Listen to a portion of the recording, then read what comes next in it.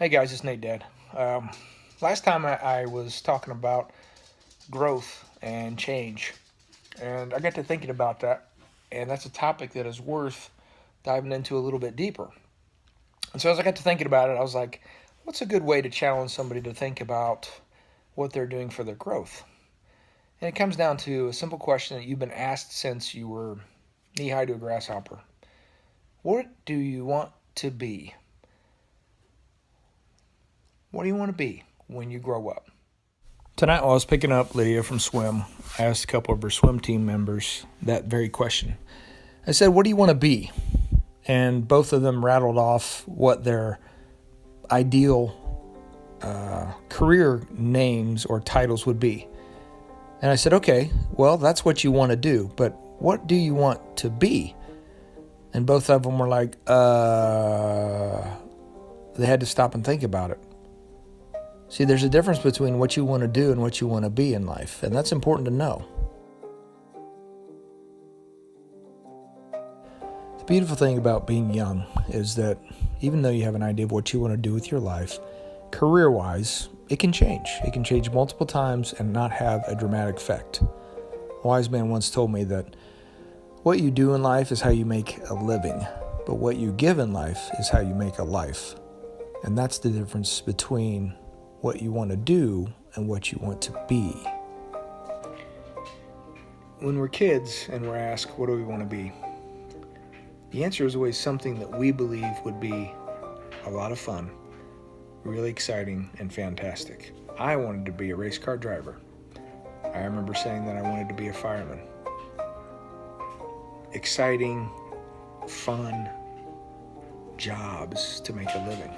As I got older, that changed. But why? Maybe you've heard the song, Everybody's Working for the Weekend. It really illustrates how the 9-to-5 job for a lot of people is a grind. And work is work, but there's so much more to who we are than just what we do from 9 to 5. So maybe the real question should be, who do you want to be when you grow up? Do you want to be known as somebody who is honest, trustworthy, praiseworthy, a good father, a hard worker, somebody that you can rely on? So not so much what do you want to do, but who do you want to be? Now this may come as a surprise to some of you, but I never was a professional race car driver. I never became a fireman. I never played professional sports of any kind, but what I do for a living, I enjoy, but it doesn't define who I am. In fact, what I do is amplified by who I am. You see, the key to all this is recognizing that at any point, once you've decided who you want to be, you can start to work towards and take action to get yourself closer to becoming the person that you want to be. Once you're doing that, you'll get to the point where you realize that what you do is secondary to who you want to become.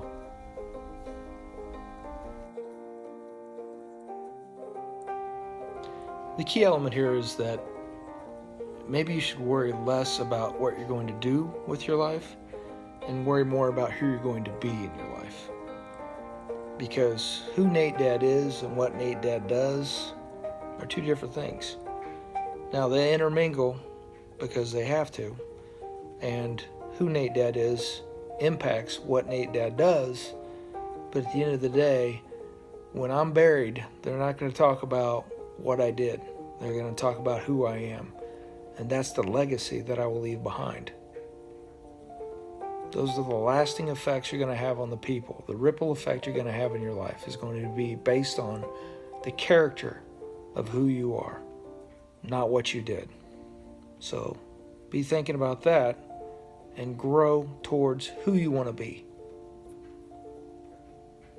Nate Dad, out.